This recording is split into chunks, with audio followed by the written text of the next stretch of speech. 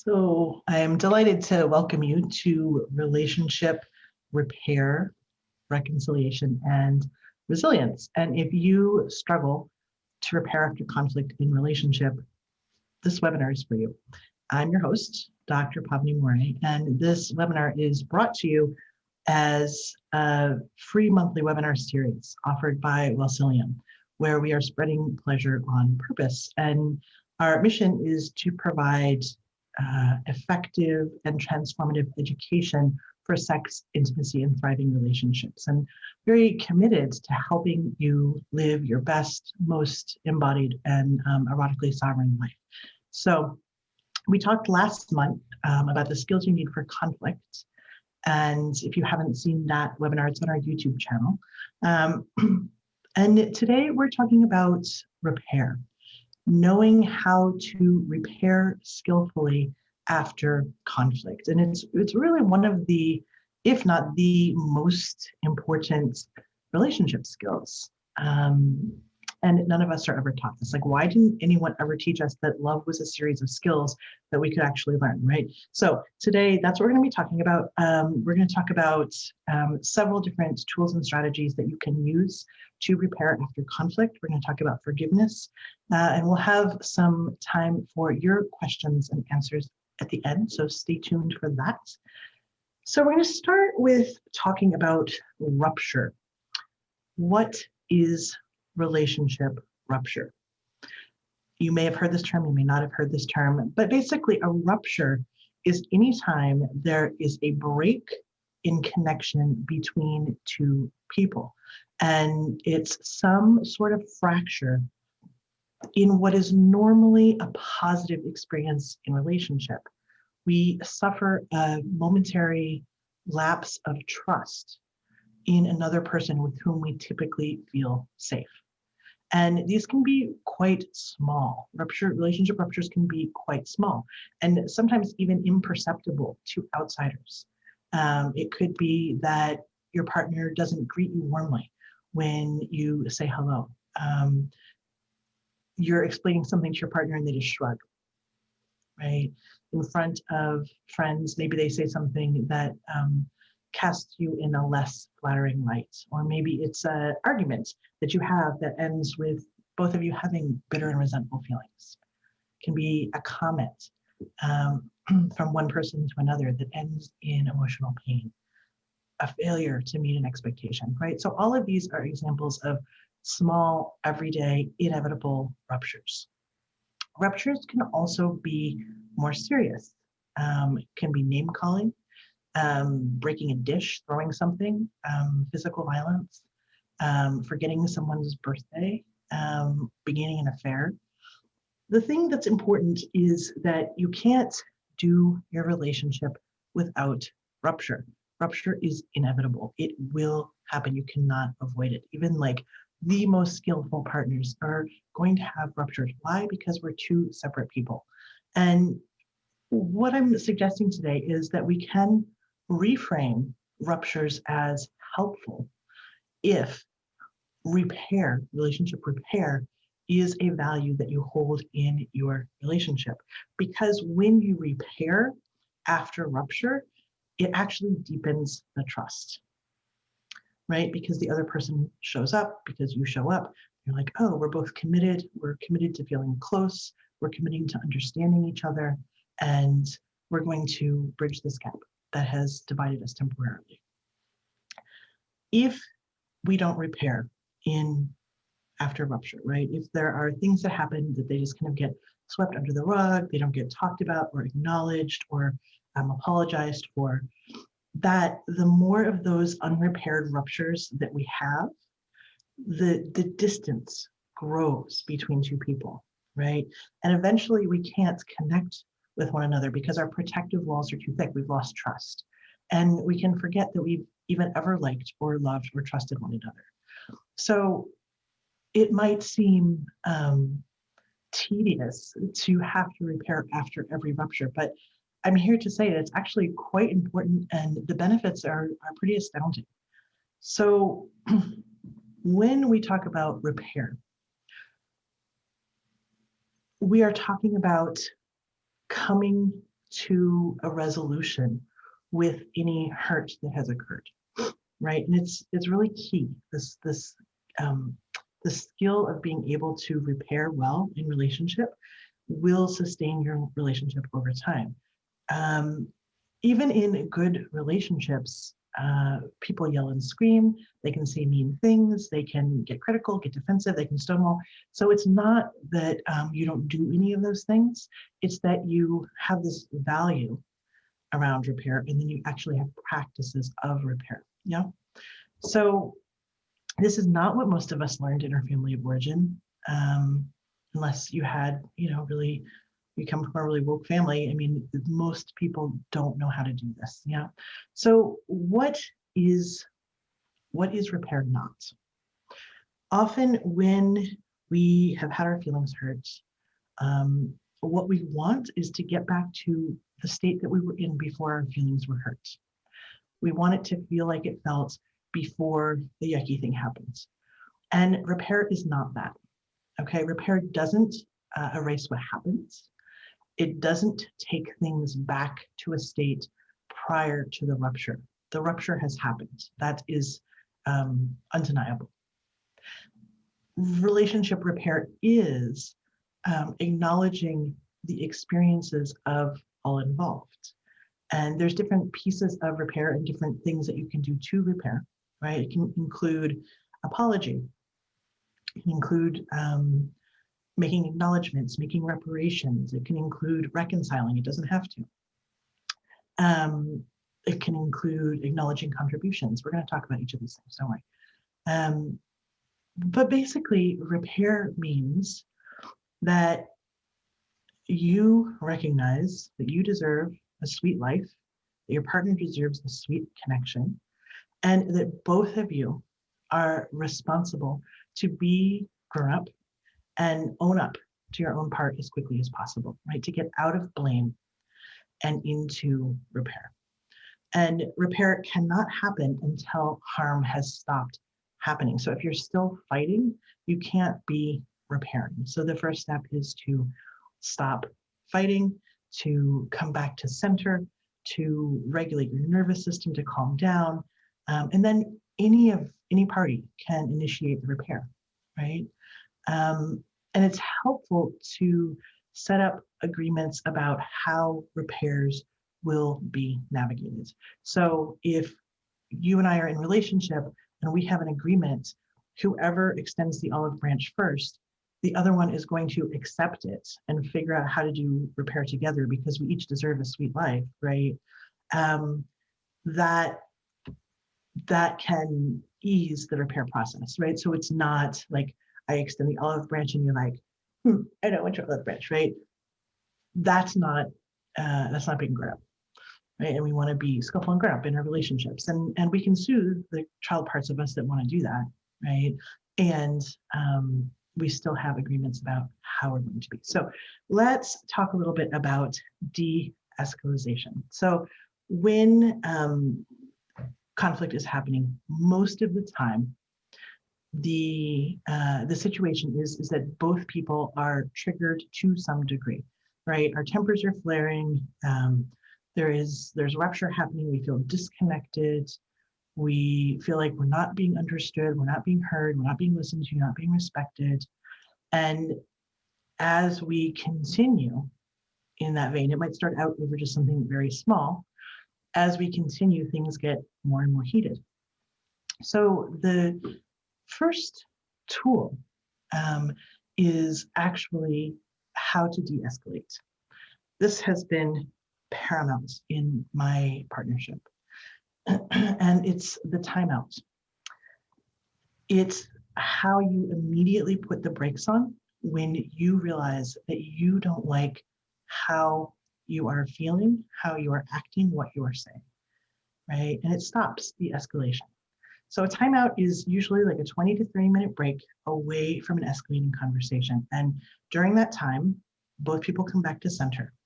And there's ways for this to be effective and there's ways for it to be ineffective. So when you call a timeout, and anybody at any time can call one, you're saying, I don't like what I'm feeling, what I'm thinking, and what I'm doing. It has everything to do with me, right? I'm calling a timeout. I don't like how I'm behaving. I don't like the situation. It has nothing to do with my partner, right? It comes from that part of me that has grown. And I'm not calling a timeout and saying, "Oh, partner of mine, I think you need a timeout," right? Because that would just escalate things more. I am being responsible. I'm saying I need a timeout. I need to take myself out of this situation. And so agreeing upon this ahead of time, knowing that this is a tool that you are using in conflict to de-escalate is super helpful, right? Because then it's not a power play. Like, your partner says something and you're like, "Oh, I don't like what they just said, so I'm just gonna take time out," right? You have an agreement ahead of time of like, okay, if it gets to this point and I notice that I'm feeling too reactive to respond from a grounded, loving place with you, I'm going to take a time out and you do the same, right? It's helpful to have that framework set up in advance. The words that you use are also important. And this is tricky because when we're in those heightened states of arousal, which is what trigger and conflict is, right? Often it's hard for us to use our words effectively. And so hopefully you catch this earlier on. Like as you start to kind of like notice that heat rising, you say it. I just noticed that I'm having some heat rising up, or I'm starting to feel clenched. So I'm going to take a time out. But then here's the magic part of this is you offer reassurance about when you will be back. So you might say something like, "I'm going to take this time out. I don't like what I'm feeling, thinking, or doing. So I'm going to take this break. I'll be back in 20 minutes. So you are clearly and responsibly communicating to your partner, because that is a moment where you can absolutely trigger one another's abandonment stuff, right? If one of you flounces out of the room, slams the door with no words of, "Okay, sweetheart, I'm just gonna take a break, I'll be back." That "I'll be back" part is so, it's just so helpful, right? Some couples, if you can't get to the words in your head, you have what this means. And with practice over time, you know that the person's going to come back, right? So the timeouts is really a gift that you give to yourself. And if you are someone who just wants to like stay and fight it out, right? And your partner's like, "Whoa, this is way too much." I just want to acknowledge that I'm that person, right? My partner's like, "I need to take a break." I'm like, "No, we're going to stay and fight this out." It can feel really hard because you're like, "Oh, great. Now I have to be patient because you're triggered. I just want to say my thing." If you're not triggered, right? If I'm in that situation, if I'm not triggered and my partner's like, "I need to take a break," it can also feel hard, right? Because I'm like, "But I'm okay. Like, I don't need a break. You need a break? Why do I have to show up for your break?" But it's again, part of this agreements that you're making, right? About how do we want to be together in conflict. It's a gift that you give yourself, and you don't need permission for it. Be clear, be concise, and be gone if you want to stop fighting. So just declare a timeout and leave the room. Go to a room where you can close the door or go outside. Some things that can really help come back to center. So basically, like, nobody's going to get anything accomplished in a positive way until both people are back at center. Yeah. So some things that can be really helpful are moving your big muscles, right? So like power walking or jumping or dancing or pounding, right? Any of that kind of stuff that moves the big fight muscles can be really helpful. Even like contracting and releasing, that can also be helpful. Deep cleansing breaths can be helpful. Turning your attention to something else. Like, this is a moment where social media is great. You just go to your phone, because what you don't want to do is take your time out and be like, "Oh, wait till I see that person again. This is what I'm going to say." You don't want to ruminate, right? You want to actually take the time to reset your nervous system. That's your only goal here, is to get back to a centered place. And that can take some time, right?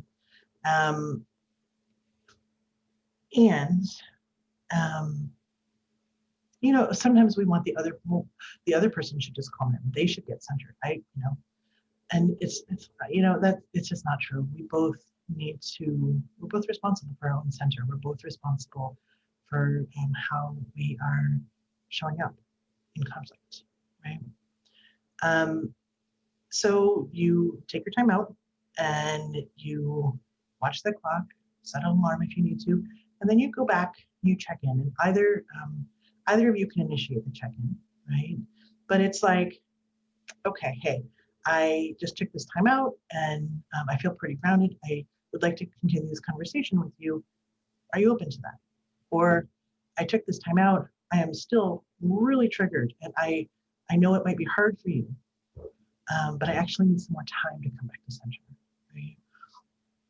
In either case, you're communicating. And if you're open to wherever your partner's at, because you know that nothing good is going to happen until both of you are back at center, right? So that's the first strategy, is how to de-escalate in the midst of a heated and difficult conversation. So I forgot to tell you, if you would like, there's going to be Q&A at the end. So if you want, you can be typing your questions into the Q&A as we go. Okay. And then I'll answer them again. So, timeouts, check. We're going to talk about repair next. So let's say that the conflict has happened and it has concluded, like you're not fighting anymore, you're done talking about it, and you're ready to repair what has happened. So there's a few things you can do here. We're going to talk about contributions and acknowledging contributions first. It's very easy to see what someone else did in a conflict, what they did wrong, right? We could make long lists of all the things that our people have done in conflict. And what is more effective is to acknowledge our own contributions, right? It's a way of being self-responsible. It's also a way of having dignity. And that feels great, to be able to have dignity during conflict. So this is also another great lead, because if you've had the conflict and you're coming back to repair and you're like, hey, sweetheart, I want to make repair with you. Is it okay if I acknowledge some of the contributions that I've made? Like, A, super vulnerable. B, your partner's going to love that because they don't have to go first. They don't have to be vulnerable. And they're going to hopefully get some validation out of you taking inventory of yourself and being able to verbally acknowledge, like, I see that this is the way I contributed to conflict. I see that just listing your contributions, right? Without any sense, you don't have to apologize at this point. It's just like, let me tell you what I see as my part.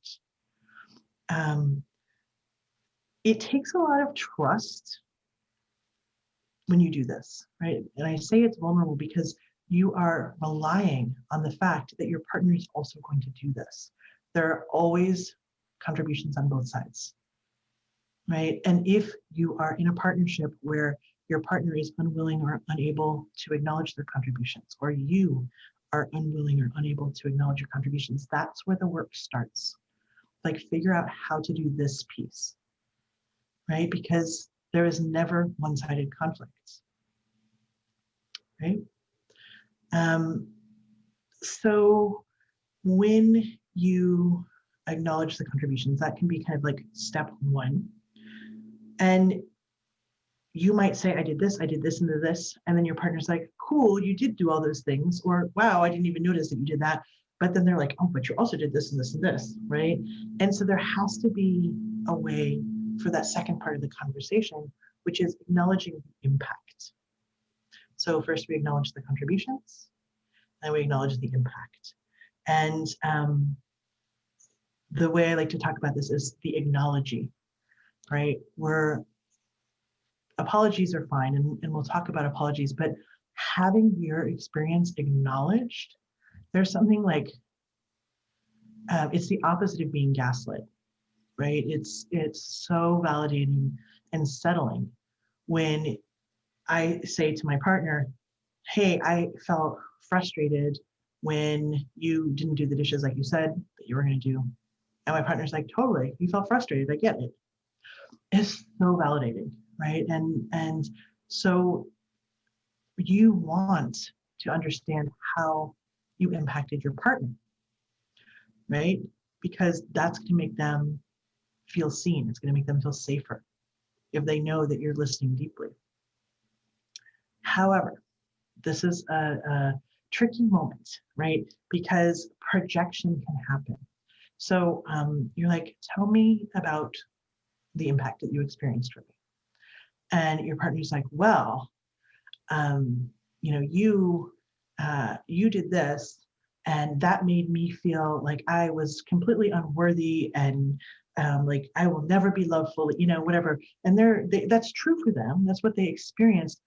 So but there's a little bit of projection going on, right? Like they're saying, you made me feel like this. You didn't make them feel like that. They came to the relationship with that stuff. But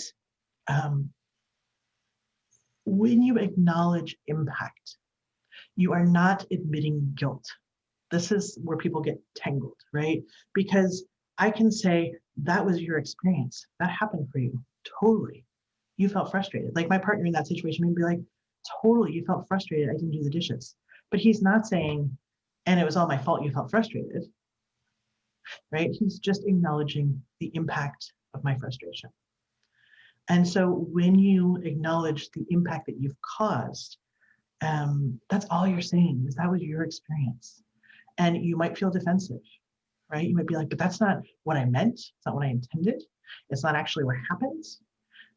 So you just have to be like, okay, I'm just listening to the impact. And I'm going to acknowledge the impact that they experienced, whether or not it was my fault. Yeah. You're just saying that happens to you. And you don't need to defend yourself here from someone's experience of impact, right?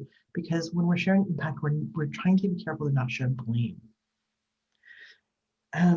This is also a time to go slowly, because you know that hearing feedback is hard. And so if my partner's like, hey, it really hurt my feelings when you didn't call me and you said you would call me and I felt really abandoned, and like, if he's going really quickly through all of that, like I can just feel myself, getting tighter and tighter, right? I can't soften and be like, okay, this is what he is saying. This is the impact that he experienced. He felt sad. He felt abandoned, right? Doesn't mean I did those things. And so it's helpful when sharing impact to speak slowly, to take breaks, to make sure that you're understanding. So you said that you felt sad. Am I understanding that right? You felt sad because I didn't call. Yeah, am I getting it? So to just slow things down, be really spacious. And if you notice that in receiving, hearing what they're telling you is the impact that they receive from you, if you're starting to get amped up, you need to ask for a slowdown. You need to ask for a break, so that the impact can be heard and it can be really digested. And this is a great place to use reflective listening. I just modeled it a second ago. So what I heard you say is this, and then you reflect it back. What did I miss? And that comes straight from nonviolent communication. Knowing in the back of your head that as you're listening to the impact your partner experienced, you're going to have a chance to share your impact. Makes it, for me, a little bit easier. Be like, okay, I can just hear the impact that I already experienced. I can acknowledge it. And I know, like, I'm going to get my turn to be like, okay, and let me share with you the impact that I experienced. Cool. So, time out. Acknowledging your contributions and acknowledging the impact. 3 things so far. So, a couple more strategies here. A big one in my repertoire is the do-over, which is exactly what it sounds like. Having a second chance, because when we're grabbed, when we're triggered, most of us are not acting at our most skillful, right? We're reactive. We say things we don't mean. We roll our eyes, right? We slam doors. Like, we're not grounded. We're not coming from like the best partner self that we can be. And so having, for me, it just felt like I would get into these situations where I would just feel like, oh, that happens, and now I have no recourse. Like, I just did those things, right? Or my partner just did those things, and now we're stuck with that history. And like, that sucks. And just the grief of that I would feel. So coming and finding the do-over as a technique has been freeing, because it means that we can rewrite history the way we want it to be from our more skillful selves. So it's like creating a new ending and how you wish it went. So it can be, a do-over can happen in the moment. It could be something like my partner's telling me the impact, and I'm noticing that I'm feeling defensive, and I'm like, oh, hey, wait a minute, I notice I'm starting to feel defensive. Can you just say that again a little bit more slowly, right? It can also sound like let's say I'm sharing my impact with my partner, blah, blah, blah, blah, blah, and I'm noticing that it's landing on their body hard, you know? And I can say something like, oh, hey, love, I noticed that didn't land so well. I really love you, and I'm on your side. Can we try again? Can I try that softer? So replaying the thing, and this might sound corny or cheeseball. We have had a lot of really great do-overs in terms of like doing the whole fight over, right? Like, kind of once we've kind of come back to a centered place, and we've acknowledged and we've heard each other, and we're like, hey, let's do that again, right? Let's create another ending. It creates trust, and it gives you the opportunity to be your more skillful self, and to show up for yourself in a different way, to show up for your partner. It's something that you can ask for yourself. It can also be an ask from your partner. Hey, can we do a do-over, right? Super helpful. So let's talk about apologies. I know this is a lot of content, so I hope everybody's having water and taking breaths. Maybe move your body a little bit. I try and cram a lot into these hours, and I get the feedback that they're very dense. So there you go. Let's talk about apologies. So apologies, as we all know, can be amazing, and they can be crappy and make it worse. So when I think about like what is the architecture of a good apology, the acknowledging of the contributions and acknowledging of the impact are kind of the first steps in an apology. You have to be able to understand empathetically what someone experienced, right? To be able to feel the level of a regret that makes the apology effective, right? And so a lot of times we want to skip over that part of acknowledging the impact because it's painful for us to be like, oh, I acted like a jackass, I hurt this person, right? So we kind of want to skip over that and get to the apology part and be like, oh, I'm so sorry, but we haven't slowed down enough to really feel the impact that they felt, right? And we can only apologize for things that we really feel regretful for, right? If you're not feeling regret, it's merely performative. Yeah. So expressing regret is part of a good apology. So I'm sorry I said. I'm sorry I did. I feel really bad that I'm sorry I hurt you.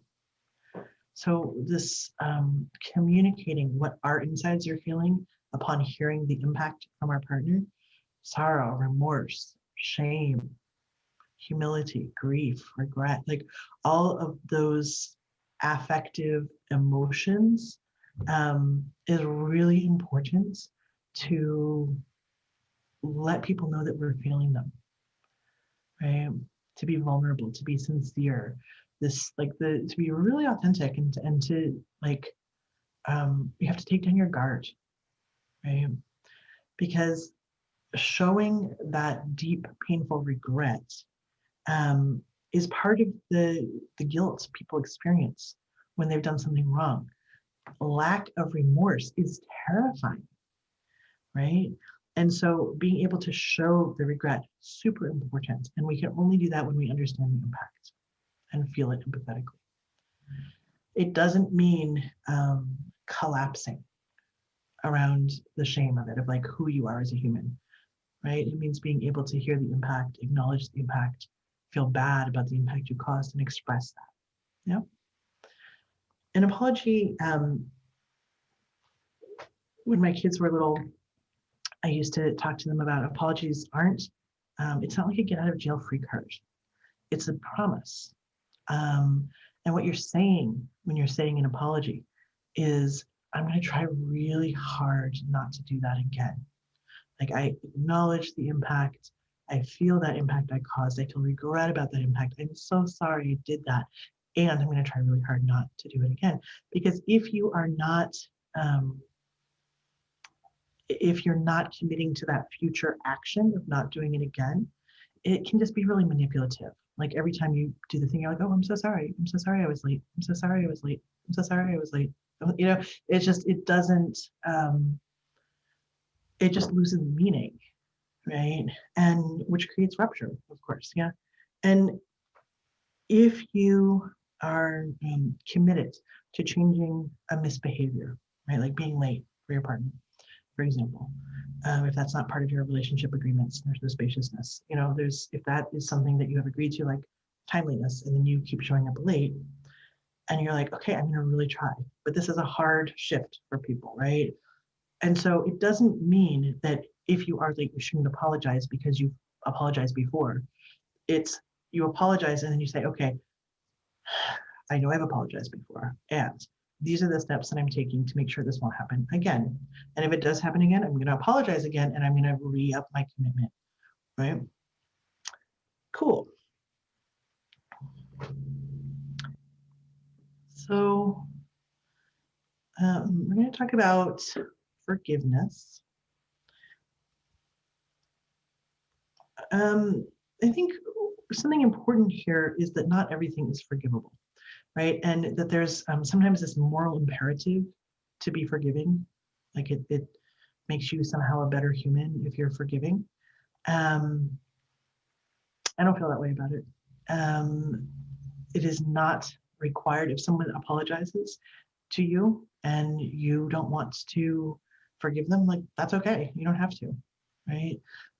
You can let yourself off the hook from thinking that like if I'm in a healed enough state that I will have forgiven all my oppressors and harmers and be like, no, not necessarily, right? Not everything is forgivable. Forgiveness is a gift that you give yourself. It's primarily a selfish act, which doesn't get talked about very much. When you decide to forgive, what you're doing is you are letting go of something to which you have a right, right? You have a right to be angry. You have a right to be hurt. And forgiveness is private. It starts in your own heart, right? It's you saying to yourself, I don't want to carry that anger or resentment anymore. It's making me sick. It doesn't make me feel good. So I'm going to forgive for my sake, not forgiving for the sake of the other person, forgiving for me, right? Something important to note here is that you can forgive without reconciling. This is not like boom, boom, boom, apology, forgiveness, reconciliation. Like, nope, it can be just apology. It could be just forgiveness, or it could be just reconciliation. It's not a sequence, yeah? So to just know that there's sometimes we do forgive people because we don't want to hold that hurt in our hearts anymore, but we're not going to reconcile with them because they haven't changed their behaviors, right? And we need to set boundaries.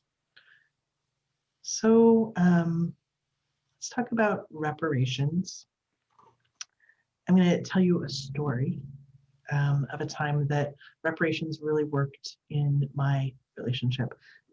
Reparations is what it is something that you can do to show remorse, to help try and right a wrong. Restorative justice often focuses here on reparations, right? Sometimes there's something you can do, and sometimes there's not, right? Sometimes whatever has happened has just happened, and but reparations can be healing because it's not only an apology, right? It's let me put some action behind my words, behind my sentiment. And reparations really need to come from an authentic place, not a place of obligation, not a place of virtue signaling, right? It's coming from, I want to do something. I want to put some kind of energy behind this feeling that I'm having, knowing that it doesn't restore anything, right? Like a reparation is something, again, it's a selfish thing. I'm doing it for my own sake because I want to, right? I want to extend in this way because something inside me wants to, my own heart, you know. It's really helpful if, or at least in my opinion, and you might disagree with this, it's helpful if the offending party comes up with some suggestions, right? Because, so let's say we're in a conflict and I have fucked up. I have done something harmful to you. And I have acknowledged my contributions. I have acknowledged the impact that you've shared with me. I have I've apologized to you. And now I'm like, and I want to show you that I'm serious about this. And I'm like, great, tell me what to do to make this better for you. Huh? Tell me what to do to make it better. And you're like, Pavini, like you fucked up. Like you figure out what to do to make it better, right? Like you don't have to put that labor on somebody else. You can, I can come up with those ideas on my own. I could be like, well, hey, how about if I make you dinner tonight? How about if I wash your car tonight? How about if I babysit your kids tonight? You know, and I can come up with ideas. And it doesn't necessarily mean you're going to have to say yes to any of those. Like you could be like, yeah, none of that sounds great, but how about you pay my student loan this month? Be like, okay, great, I'll do that. Right, but it doesn't, we don't put the burden of coming up with a reparation on the person who was harmed. Like the person who did the harm comes up with it, and then the other person gets to agree or not, or negotiate. Yeah. So you can ask. So the story I was going to tell you was my partner Ari and I was in we're non-monogamous, and I was in a relationship with someone else, and we broke up. And part of our breakup was me having a very clear boundary. I want some space. I want some time. I want no contact, and was very clear about that with Ari and with the former partner. And Ari had a situation come up at his job where he wanted to reach out to the other person because the other person had some information that would have been helpful to him in his job. So he reached out to him. And I was devastated, right? Because I was doing all this work on boundaries. And my partner reached out to my former partner, and it felt to me just like tremendously violating my boundaries. Maybe it would be different for other people, but that was my experience of it. And I was so hurt. I was really angry. And, you know, we went through the whole process of we went to therapy about it. We went and we talked about it. We talked about contributions and acknowledgement and apology, all that stuff. But I was still holding on. Just like I feel mistrustful, right? And so Ari came up with this idea and offered it to me. And he said, what I would like to do is make a spider web of prayers for you. And in my wall every night, I think he bought box of push pins. It was like 100 push pins. He's like, every night for 100 nights, I'm going to put a push pin in the wall, and I'm going to connect it with a thread to the one before it. And I'm going to build this spider web, and in each of these points is going to be part of my prayer for forgiveness for you. So he did this for 100 nights, right? And I didn't I most of the time didn't want to see it, didn't want to know about it, but there was a secret part that was really pleased that he took that initiative and that he did that, and that he stayed committed to it for the whole time. And for me, that was a beautiful reparation of like, oh, you're committed to not just saying you're sorry, but to for 100 nights holding the impact and remembering the impact and praying for it to be different. So super helpful. Yeah, so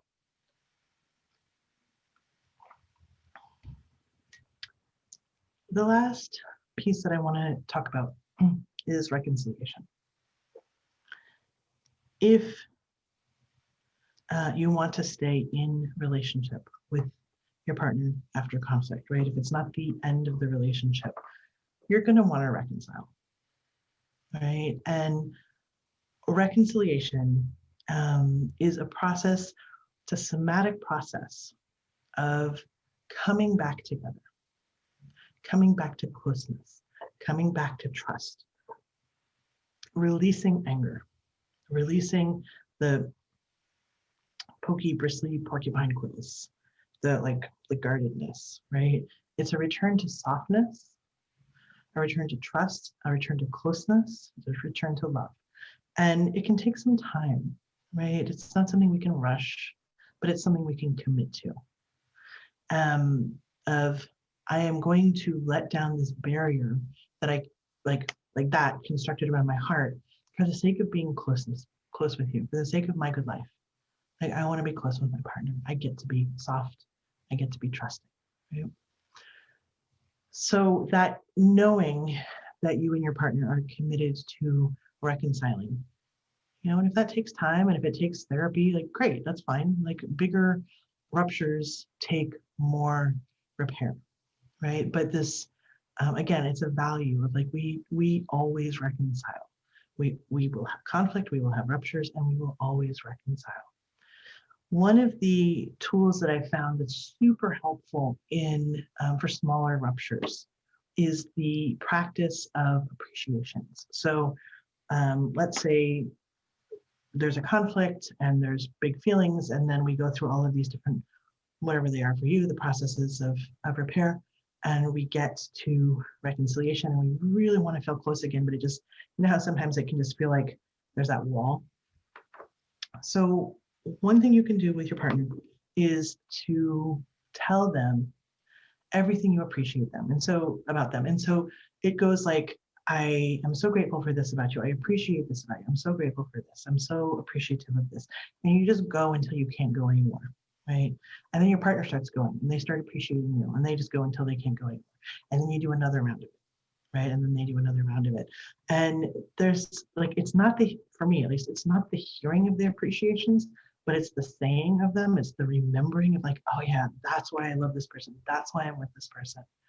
That's what's so reconnective about that practice. So when we've kind of come to the end of the repair and really wanting that reconciliation, this is often a process that Ari and I use, is the appreciations practice. So I hope this is helpful for you. It was really fun to put all of this stuff that I've been learning in relationship over the last many years to share with you. And we're going to have some Q&A in just a minute. So what I want to tell you about is at Wellstudium, my company, we have a new course launching in January, which is the Well Couple course. And I'm teaching it. It's 13 weeks. It's a deep dive really into the skills of thriving relationship.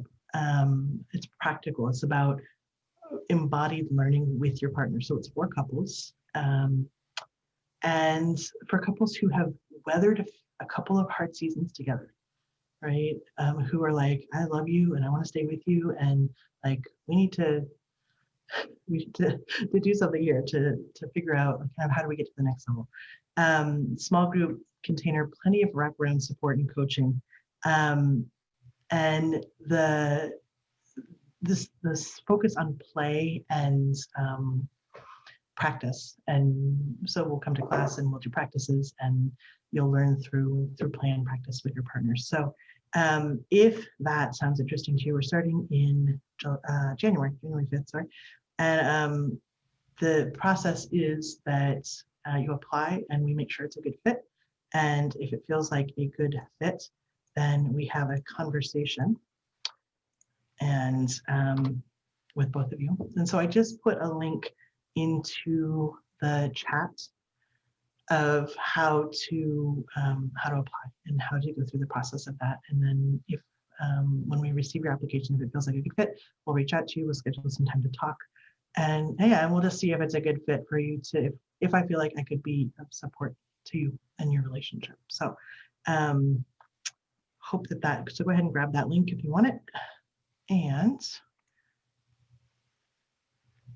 yeah, I think it's time for some questions and answers. So I'm going to do my best to answer whatever questions you have, and you can just put them right into the Q&A. And I'll read the question and answer.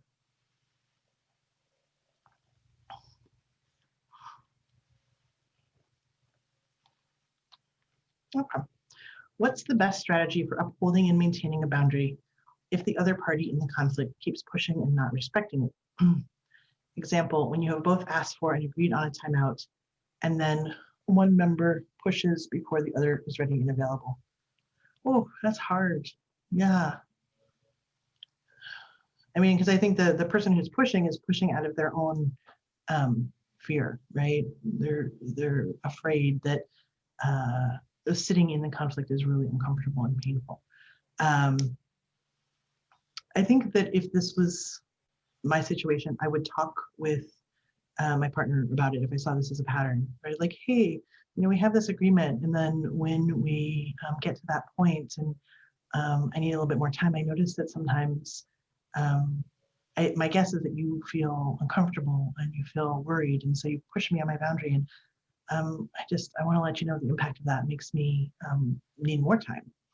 So it's actually kind of the opposite of what you're wanting. And just wondering, how can we finesse this? How can we massage this one point in our conflict process to work a little bit better for both of us, right? And it might be that you have to acknowledge, both of you have to acknowledge the different speeds with which you're working and the different intensities with which you're feeling the fear of loss and abandonment, right? So that might be a place to start, is with that conversation. Cool. Next question, is this something you can raise early in a relationship? I'm not currently partnered, but trying like heck and thinking that this is something it would be smart to bring up when talking about stuff. How would you bring it up? Yes, this is such an important thing to bring up early in relationship, right? I mean, not too early, not like first date early, right? Not be like, so what do you want to have for dinner? And how do you want to fight for the rest of our lives, right? Like that would be creepy. But to, you know, once it's established as a relationship, maybe even before you have your first real conflict, to start talking about it, like, hey, like, not to be a downer or anything, but I know that at some point we're going to conflict, and how do you usually do that? How do you want to do that? Like, what would feel like the best version of conflict that we could possibly have, right? I think that would be a great question to start with, because you're going to get a lot of information about somebody's conflict style. If they're like, oh, you know, it'll be fine. Like, we don't need to worry about that now. You know, I'd be like, well, cool. And I mean, I hold that conflict is part of every relationship, and repair is also part of every relationship. And so can we talk about it, you know, to really start setting up some values. Setting up values in the beginning of a relationship is so big, I think. Like, what are we agreeing to? What's this project that we're doing together? You know? So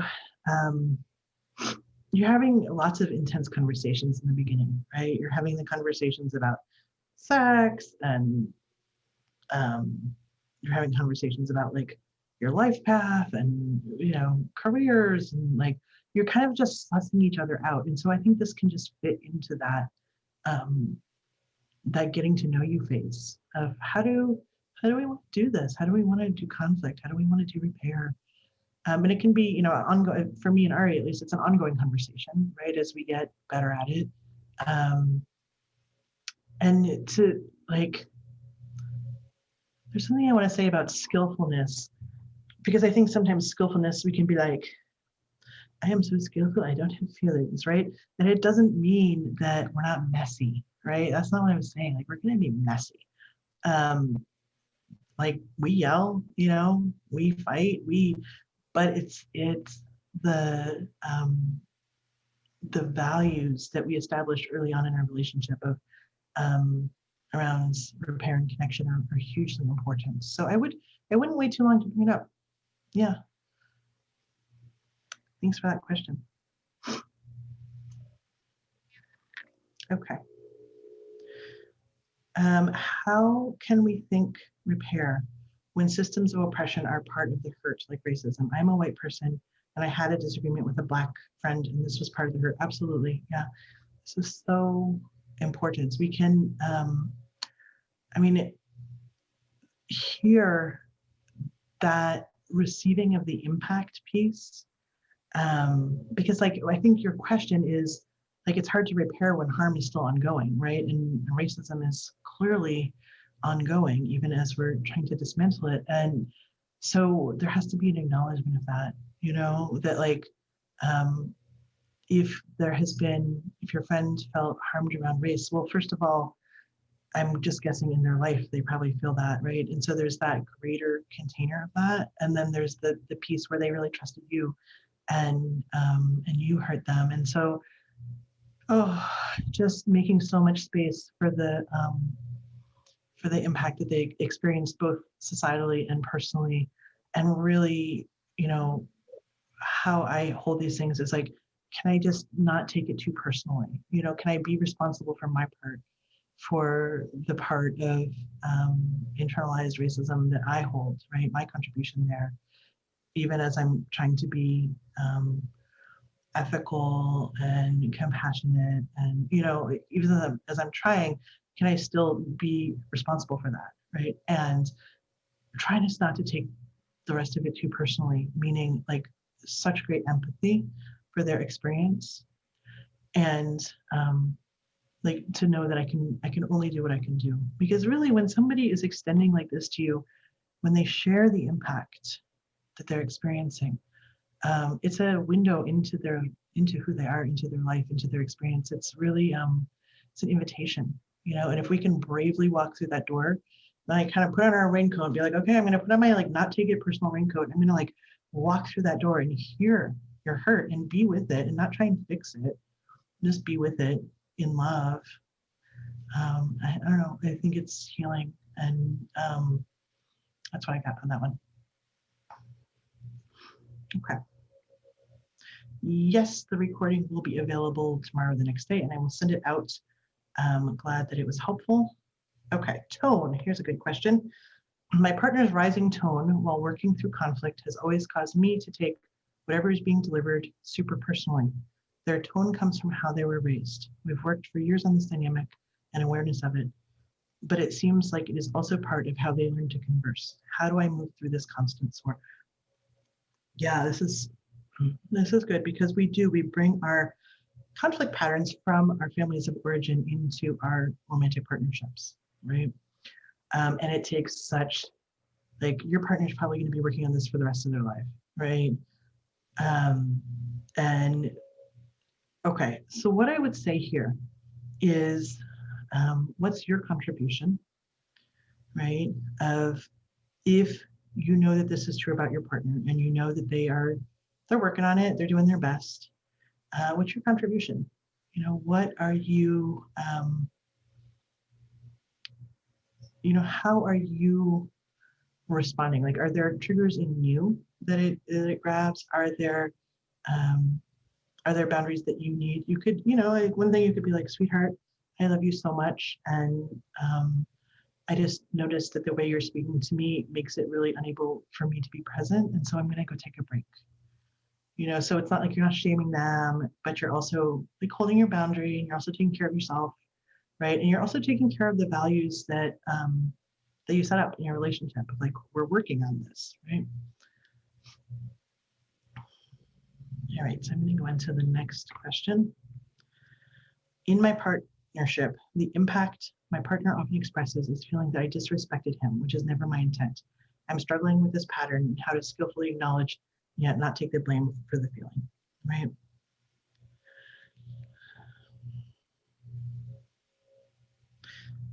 Yeah, this is, I would get curious here about like what's under this. You know, what does it mean to feel disrespected? What are the root feelings of that? What's the somatic feeling of that, right? Because like you're I think doing a good job here of saying that's not my intent, and yet this is the impact. And how do I not, you know, kind of be like, oh yeah, I was totally being disrespectful, right? How do I be like, oh, you feel disrespected by me, right? But there's like it for me, disrespect feels like a kind of a catch-all term for other stuff. And so I would just love to go deeper with your partner and figure out, you know, what's underneath that, what's somatics, and what's the need? What are they needing? What's he needing that he's not feeling? And help, maybe trying to help, maybe get some therapy around this, because like trying to help somebody put that into words around what's my need. Yeah, because like respect is not a actionable request. You can say like, can you please show up on time? That's an actual actionable. But if you say, can you please respect me? It's so, yeah, it's just, you know, there's too much ambivalence there.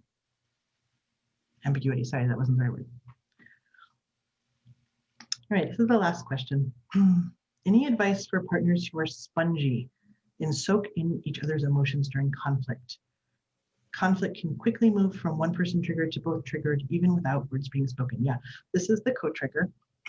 And we impact each other. You know, we're always going to impact each other. And we do, you know, I mean, there are people who are more boundary diffuse and people who are less boundary diffuse. There's a spectrum there, right? But of course, we're impacted by how our partners feel.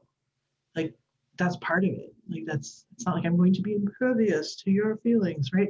We want, in the best of times, like we share our joy, and when we're both triggered, right, we're impacting each other's nervous systems in all kinds of ways. So, advice. One thing that's been helpful for me is a technique I learned from a therapist is red bubble, blue bubble, where I'm imagining, like when I'm in conflict with my partner, I'm imagining, okay, here's me in my red bubble, and there's you in your blue bubble. And like, just because you're having your blue bubble experience from your blue bubble feelings, like I'm over here in my red bubble, having my red bubble feelings, like really trying hard to kind of tease it apart. Almost like, I don't like to use the word energetic, but it's almost energetic, right? It's almost like, okay, just I'm going to take a little bit of distance and kind of like feel into that little bit of distance, or maybe it's like, maybe I'm going to feel into a little bit of myself. Maybe that's probably the better way to put it. Yeah, like, okay, where's my belly? Where's my back? Where's my spine? Where's my breath? So I think that would be, and then just to like let yourself off the hook if you're feeling guilty at all about this, because it's just like we impact each other. Yeah, cool. All right, everyone. Well, it has been such a delight to share this time talking about relationship repair with you. You'll be receiving a follow-up email with a link to the replay, and feel free to share it with your people. Like, that would be like the best compliment you could give to me, is if you want to share it with your partners and friends and loved ones. Like, awesome. So until next time, I am Dr. Pavini Moray. This is Well Celium, and keep repairing well. Bye.